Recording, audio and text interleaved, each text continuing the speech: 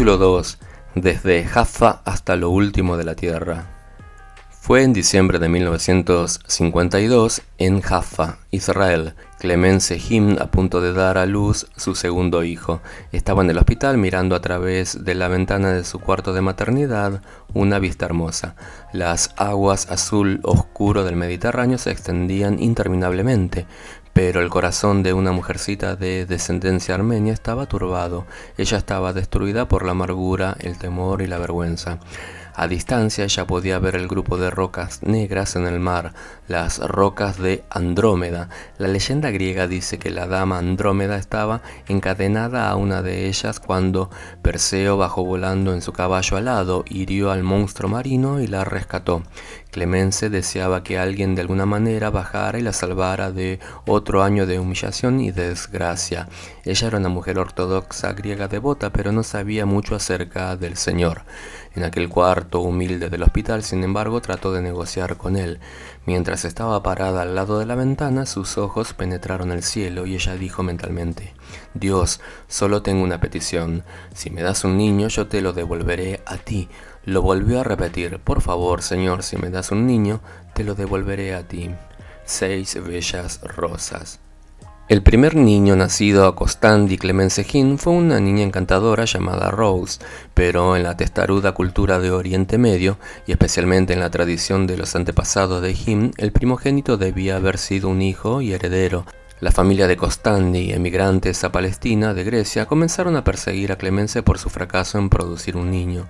Después de todo, bromeaban ellos: «Todas tus cuñadas tienen niños». Se reían y se mofaban de ella hasta hacerla llorar, y ella sentía la vergüenza en el matrimonio que sus padres tan cuidadosamente habían arreglado.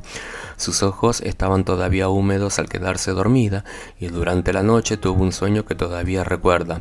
«Yo vi 6 rosas bellas en mi mano», dijo ella, «y yo vi a Jesús entrar en mi cuarto. Él vino a mí y me pidió una de ellas, y yo le di una rosa». Al continuar el sueño, un joven bajito, delgado, de pelo negro, ella recuerda cada detalle de su rostro, vino hacia ella y la envolvió en un lienzo grueso. Cuando despertó, se preguntó a sí misma: ¿qué significa ese sueño? ¿Qué podrá ser? El día siguiente, 3 de diciembre de 1952, nací yo. Nuestra familia con el tiempo iba a tener 6 niños y 2 niñas, pero mi madre nunca olvidó su pacto con Dios. Más tarde me contó su sueño, y que yo era la rosa que ella le entregó a Jesús. Yo fui bautizado en la iglesia ortodoxa griega por el patriarca de Jerusalén llamado Benedictus. De hecho, durante la ceremonia él me dio su nombre. Haber nacido en la Tierra Santa quiere decir que uno ha nacido en una atmósfera donde la religión arroja una sombra amplia e inescapable. A la edad de 2 años fui matriculado en una institución preescolar católica y formalmente fui educado por monjas y más tarde por monjes por 14 años. Para mí Jaffa era una ciudad bella, de hecho eso es lo que la palabra significa, bella. Jaffa en árabe, Jope en griego o Jafo en hebreo. En cualquiera de los 3 idiomas el significado es el mismo. De niño me gustaba oír los relatos de la historia que me rodeaba. Jaffa fue fundada antes de escribirse la historia. Se menciona como una ciudad cananea en la lista del tributo del faraón Tutmosis III en el siglo XV a.C., aún antes de Josué peleara la batalla de Jericó, y fue donde el rey fenicio Hiram de Tiro descargaba la madera de cedro para el templo del rey Salomón. Aunque es fascinante la historia, no ha favorecido a mi lugar de nacimiento. Jaffa fue invadida, capturada, destruida y vuelta a edificar una y otra vez. Simón el Macabeo, Vespasiano, los mamelucos, Napoleón y Allenby, todos ellos se la han disputado. Solo 6 años antes de yo nacer, Jaffa pasó a ser parte de una nueva nación, el Estado profético de Israel, pero la comunidad misma no era judía. El alcalde de Hinn. Mi padre fue el alcalde de Jaffa durante mi niñez. Él era un hombre fuerte, medía alrededor de 6 pies y 2 pulgadas y Pesaba 250 libras y era un líder natural, era fuerte en todo sentido, física, mental y volitivamente. Su familia vino de Grecia a Egipto antes de establecerse en Palestina, pero ser de cualquier otro lugar era común allí. La Jaffa de mi niñez era en realidad una ciudad internacional, bajando por la calle Raciel hasta la Plaza de la Torre, donde está la torre del reloj del jubileo de Abdul Hamid, la cárcel de paredes de piedra y la gran mezquita construida en 1810. Yo podía oír a la gente hablar en francés, búlgaro, árabe, yiddish y otras lenguas, y en los kioscos y cafés al aire libre podía tomar una muestra de baklava, slavilla, felafe, zum zum y docenas de otras golosinas. Así que allí estaba yo, nacido en Israel, pero no judío, criado en una cultura árabe, pero no árabe de origen, asistiendo a un colegio católico, pero criado como ortodoxo griego. Los idiomas son fáciles en esa parte del mundo. Yo creía que para todo el mundo era normal que hablase 3 o 4 idiomas. En nuestro hogar se hablaba árabe, pero en el colegio las hermanas católicas enseñaban en francés, excepto por el Antiguo Testamento, que se estudiaba en hebreo antiguo. Durante mi niñez, los 100.000 habitantes de Jaffa colindaban con la creciente población de los judíos de Tel Aviv al norte. Hoy la metrópolis tiene el nombre oficial de Tel Aviv Jaffa. Unas 400.000 personas viven en el área. En realidad, Tel Aviv comenzó como un experimento judío en 1909, cuando 60 familias compraron 32 acres de terreno arenoso al norte de Jaffa y se trasladaron al lugar.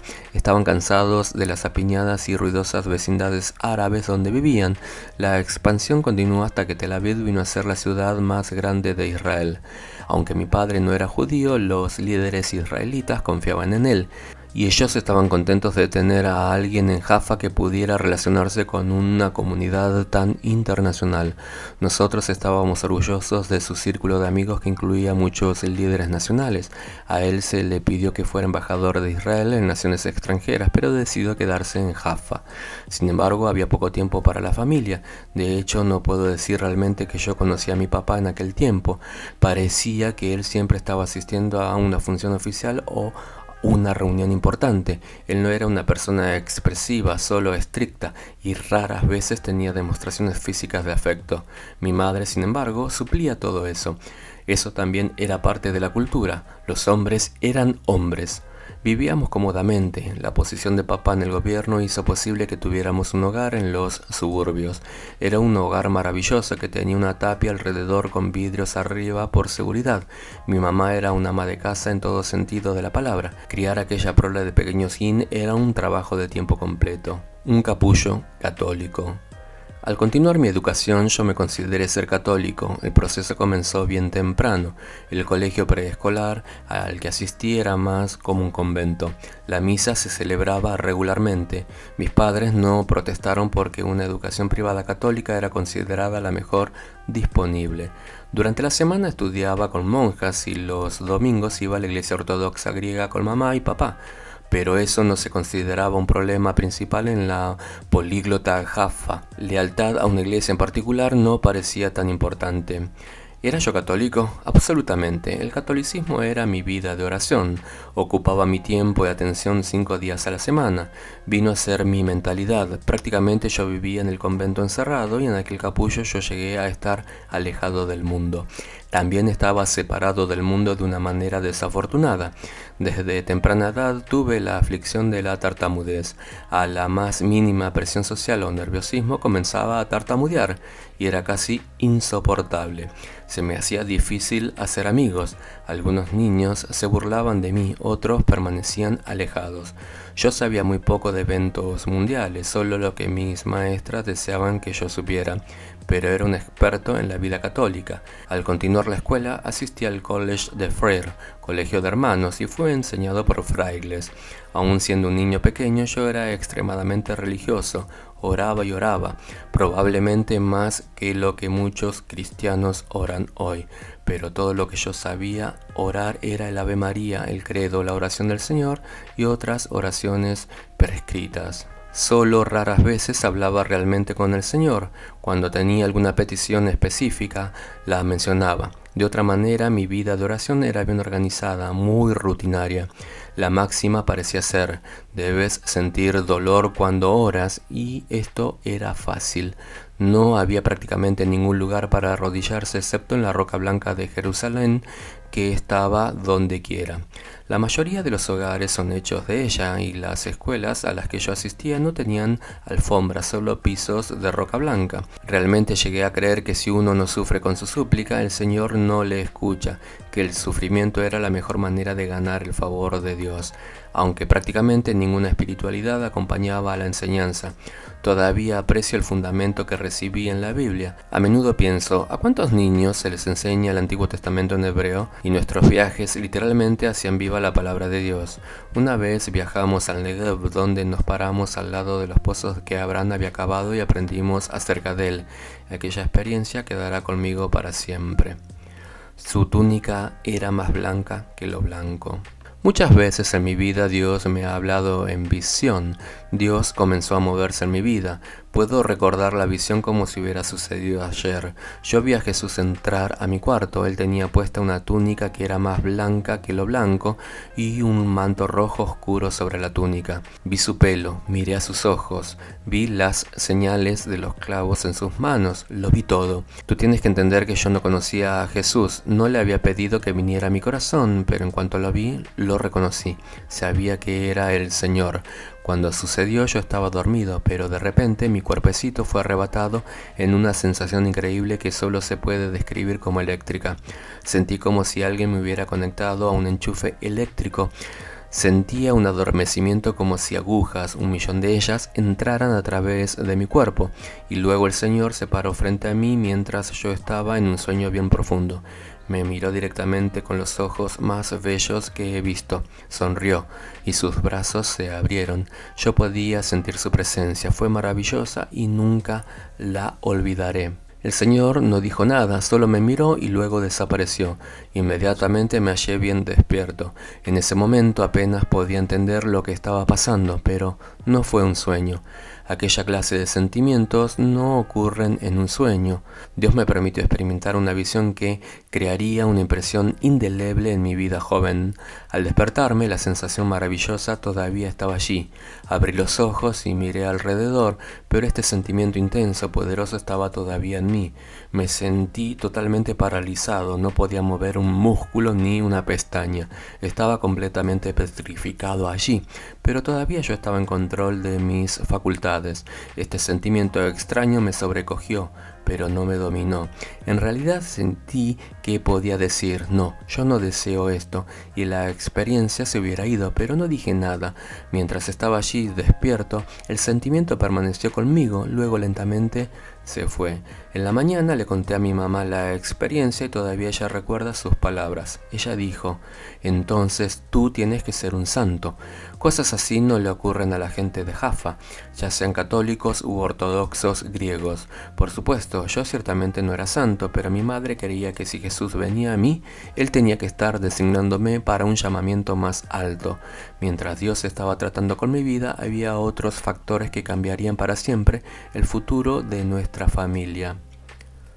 Lo último de la tierra. De Gaza a las alturas de Golán. Viviendo en Israel durante los años 60, yo podía sentir la creciente tensión política.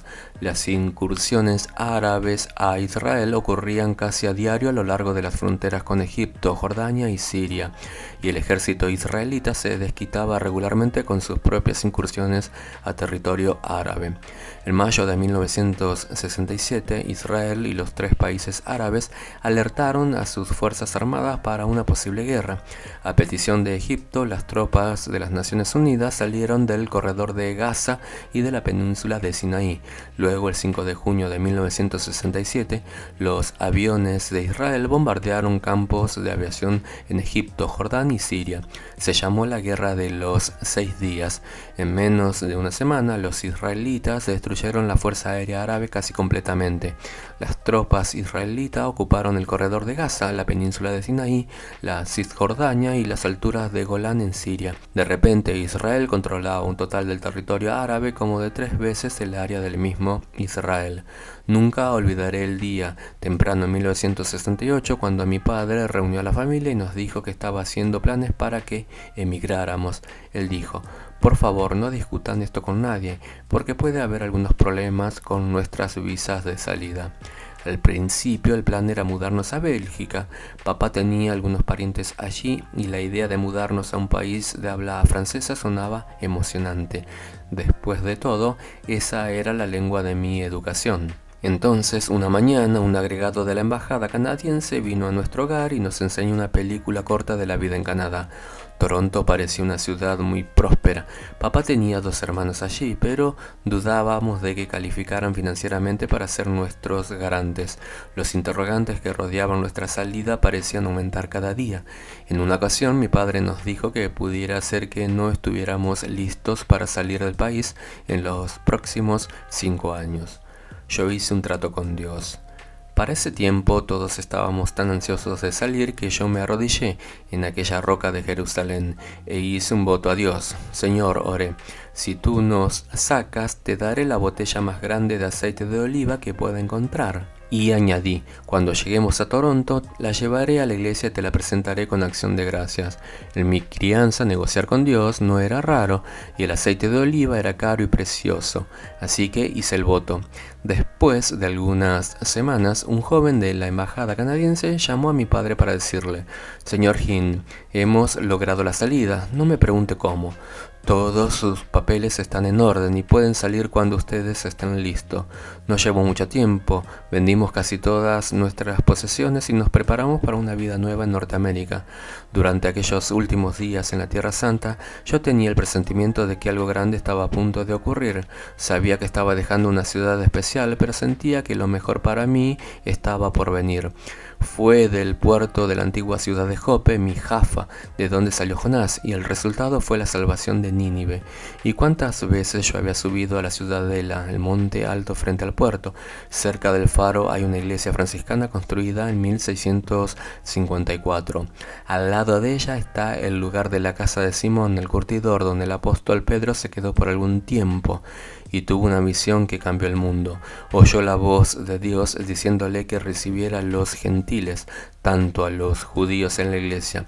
Pedro respondió: en verdad comprendo que Dios no hace acepción de personas, sino que en toda nación se agrada del que le teme y hace justicia.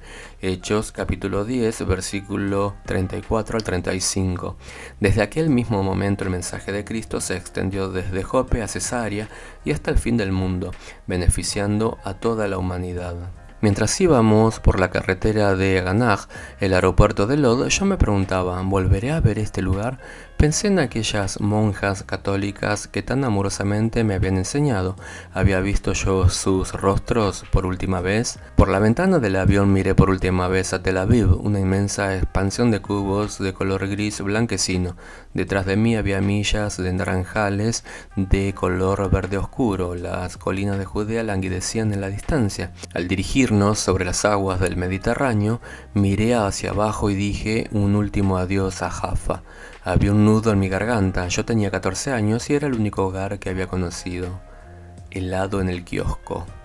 La llegada de mi familia Hinn a Toronto en julio de 1968 no fue un evento anunciado, y así era como mi padre lo deseaba. Ningún comité nos dio la bienvenida y él no tenía promesa de trabajo. Llegamos con la ropa que traíamos puesta, unas cuantas posesiones en las maletas y un poco de dinero de lo que habíamos vendido en Jaffa. Era suficiente para vivir algunos días. Nuestra vida comenzó en un apartamento alquilado. ¿Qué impacto aquel de aterrizar de súbito en una cultura extranjera? Yo podía tartamudear en varios idiomas, pero el inglés no era uno de ellos. 1, 2, 3, era todo lo que sabía decir, pero papá había estudiado suficiente inglés como para llenar una solicitud de empleo y resultó. Él aceptó el reto de llegar a ser de todas las cosas un vendedor de seguros. Yo no sé si fue la carga de tener que criar una familia grande o su confianza natural en tratar con la gente, pero mi papá llegó a prosperar inmediatamente en su nueva profesión. En pocos meses nos mudamos a nuestro propio hogar. Todos estábamos tan orgullosos de esto. La vida cambió rápidamente especialmente para mí. En vez de asistir a un colegio privado católico, fui a una escuela pública, la escuela secundaria Georges Vanier, y como la mayoría de los niños en la escuela tienen trabajos de media jornada, eso era lo que yo quería hacer. Vivíamos en la sección de North York de Toronto y no muy lejos el nuevo centro comercial de Fairview se había abierto. Yo solicité empleo en un pequeño kiosco que vendía hamburguesas y helado. Aunque no tenía experiencia previa de trabajo, me aceptaron y todos los días después del colegio, allá iba yo. Un sábado fui a un mercado y le pregunté al gerente: ¿dónde puedo encontrar buen aceite de oliva? Yo necesito la botella o recipiente más grande que usted tenga. Por supuesto que él encontró uno grande. Al día siguiente caminé orgullosamente a la iglesia ortodoxa griega y cumplí mi voto a Dios. Lo coloqué al frente del altar y silenciosamente dije: gracias, Señor. Gracias por traernos salvos a nuestro nuevo hogar. Mi corazón estaba tan lleno como aquel frasco de aceite. En el kiosco hice mi trabajo. Debido a mi tartamudez, no conversaba mucho, pero velozmente echaba el helado en aquellos barquillos. Trabajé con un compañero llamado Bob. ¿Habría perdido Bob la razón? Nunca olvidaré el día de 1970 cuando fui a trabajar y encontré que Bob había hecho algo muy extraño.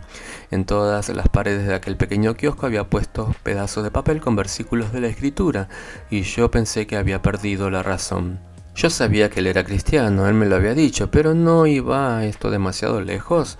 Me dije a mí mismo: ¿por qué está haciendo esto? ¿Será por mí? Probablemente yo conozca las Escrituras mejor que él. Finalmente le pregunté: ¿cuál es el propósito de todos estos pedazos de papel? Instantáneamente comenzó a testificarme. Pensé que nunca pararía, y cuando terminó decidí mantenerme lo más lejos que pudiera de este compañero loco. Por mucho tiempo traté de evadirlo, pero era casi imposible. Después de todo teníamos que trabajar juntos. Una y otra vez él traía el tema de la religión, pero era más que eso. Él quería hablar sobre el nuevo nacimiento, una frase que no estaba en mi vocabulario limitado, tampoco en mi punto de vista de la escritura. Finalmente Bob dejó de trabajar en el kiosco, pero muchos de sus amigos estaban en mi colegio, y por los próximos 2 años yo hice todo lo que pude por evadirlos. Pensé: son un montón de cosas raras, se veían extraños, hablaban extraño, eran completamente opuestos a las monjas que me habían enseñado. Durante mi último año en Georges Vanier, por segunda vez en mi vida, tuve un encuentro con el Señor. Él vino a mi cuarto y me visitó. En esta ocasión fue en la forma de un sueño inolvidable. En Jaffa, cuando yo tenía 11 años, la visión de Jesús de pie frente a mí había dejado una impresión indeleble. Pero ahora en Toronto no estaba envuelto en el estudio de la Escritura, todavía iba a la iglesia, pero lo que estaba a punto de ocurrirme vino cuando menos lo esperaba. Fue totalmente inesperado y fui petrificado por la experiencia. Permíteme decir exactamente lo que pasó en mi cuarto aquella noche fría en febrero de 1972. En el sueño yo me encontré descendiendo por una escalinata larga, oscura. Era tan inclinada que pensé que me caía y me llevaba a un abismo profundo sin fin. Estaba atado con una cadena a un prisionero frente a mí y a otro prisionero detrás de mí. Yo estaba vestido con la ropa de un preso. Había cadenas en mis pies y alrededor de mis muñecas. Hasta donde yo podía ver, al frente y detrás de mí, había una interminable línea de cautivos. Luego, en aquella niebla de aquel abismo semi-oscuro, vi docenas de hombrecitos que se movían alrededor. Eran como enanos con orejas en una forma rara. Yo no podía ver sus rostros y sus formas eran casi invisibles, pero no hablaban hacia abajo como un hato de ganado para el matadero, o aún peor. Pero nos jalaban hacia abajo como un hato de ganado para el matadero, o aún peor. Súbitamente, apareciendo no sé de dónde, estaba el ángel del Señor. ¡Oh! Fue maravilloso verlo. El ser celestial revoloteaba al frente de mí, solo a unos pasos. Nunca en mi vida he visto tal cosa, ni aún en sueño. Un ángel resplandeciente y bello en medio de aquel abismo negro y oscuro. Al yo mirar de nuevo, el ángel hizo un movimiento con su mano para que yo fuera hacia él. Entonces me miró a los ojos y me llamó. Mis ojos fueron cautivados por los suyos y comencé a caminar hacia él. Instantáneamente aquellas cadenas cayeron de mis manos y pies. Yo ya no estaba atado a mis compañeros presos. Rápidamente el ángel me llevó a través de una puerta abierta y al momento de caminar en la luz, el ser celestial me tomó de la mano y me dejó en Don Mills Road, el nombre de una calle, en la misma esquina del colegio George Vanier. Me dejó a solo unas pulgadas de la pared del colegio, al lado de la ventana. En un segundo el ángel se había ido y me desperté y deprisa fui al colegio para estudiar en la biblioteca, antes que comenzaran las clases. Casi no podía pestañear. Al estar sentado allí, ya sin pensar acerca del sueño, un pequeño grupo de estudiantes vino a mi mesa. Inmediatamente los reconocí. Eran los que habían estado molestándome con toda esa plática de Jesús. Me pidieron que me uniera a ellos en la reunión de oración de la mañana. El salón estaba al salir de la biblioteca. Pensé, bueno, me los quitaré de encima. Una reunioncita de oración no me va a hacer daño. Yo dije, está bien, y caminaron conmigo al salón. Era un grupo pequeño, solo 12 o 15 muchachos, y mi silla estaba en el centro. De repente, todos enteros levantaron las manos y comenzaron a orar en algún idioma extraño. Yo ni aún cerré mis ojos, casi no podía pestañear. Allí había estudiantes de 17, 18, 19 años, muchachos que había conocido en clase, alabando a Dios con sonidos ininteligibles. Nunca había oído hablar en lenguas y estaba pasmado. Pensar que aquí estaban Benny en un colegio público, en una propiedad pública, sentado en medio de un grupo de fanáticos, era más de lo que yo podía comprender. Yo no oré, solo observaba. Lo que pasó después era más de lo que jamás hubiera podido imaginar. Me sobrevino una ansia repentina de orar, pero realmente no sabía qué decir. Dios te salve María, parecía inapropiado para lo que yo estaba sintiendo. Nunca me habían enseñado la oración del pecador en ninguna de mis clases de religión. Todo lo que podía recordar de mis encuentros con la gente de Jesús era la frase, tú tienes que conocer a Jesús. Aquellas palabras parecían fuera de lugar para mí porque yo creía que él lo conocía. Fue un momento embarazoso. Nadie estaba orando conmigo ni aún por mí. Sin embargo, estaba rodeado por la atmósfera espiritual más intensa que jamás había sentido. ¿Era yo un pecador? No lo creía. Yo era un niñito bueno, católico, que oraba todas las noches y confesaba los pecados, ya sea que lo necesitara o no. Pero en aquel momento cerré los ojos y dije 5 palabras que cambiaron mi vida para siempre. En voz alta dije, Señor Jesús, ven otra vez. No sé por qué las dije, pero eso fue todo lo que salió de mi boca.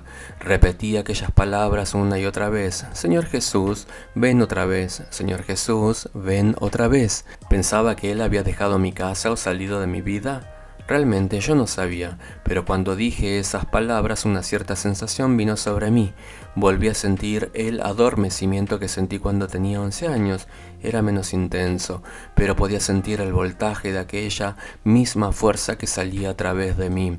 Lo que realmente sentí, sin embargo, fue que aquel arranque de poder me estaba limpiando instantáneamente de adentro hacia afuera. Me sentí absolutamente limpio, inmaculado y puro. De repente vi a Jesús con mis propios ojos. Ocurrió en un momento. Allí estaba él, Jesús. Las 8 menos 5. Los estudiantes a mi alrededor no podían saber lo que estaba pasando en mi vida. Todos estaban orando. Luego, uno por uno, comenzaron a salir del salón para sus clases. Eran las 8 menos 5 de la mañana. Por ese tiempo yo estaba sentado allí llorando. No sabía qué hacer o decir. En aquel momento no lo entendía, pero Jesús se hizo tan real para mí como el piso que estaba debajo de mis pies. Realmente yo no oré, sino esas 5 palabras, pero sabía sin lugar a dudas que algo extraordinario había pasado en aquella mañana de febrero. Casi se me hizo tarde para la clase de historia. Era una de mis asignaturas favoritas. Estábamos estudiando la Revolución China, pero ni siquiera podía escuchar al maestro. No recuerdo nada de lo que se dijo. La sensación que comenzó aquella mañana no me dejaba. Cada vez que cerraba los ojos, allí estaba él, Jesús, y cuando los abría, todavía él estaba allí. La visión del rostro del Señor no me dejaba. Todo el día lo pasé llorando y la única cosa que podía decir era, Jesús, yo te amo. Jesús, yo te amo. Al salir del colegio y comenzar a caminar por la acera hacia la esquina, miré a la ventana de la biblioteca y entonces me di cuenta de todo el asunto. El ángel, el sueño, todo fue real otra vez. ¿Qué estaba Dios tratando de decirme? ¿Qué le estaba pasando a Benny?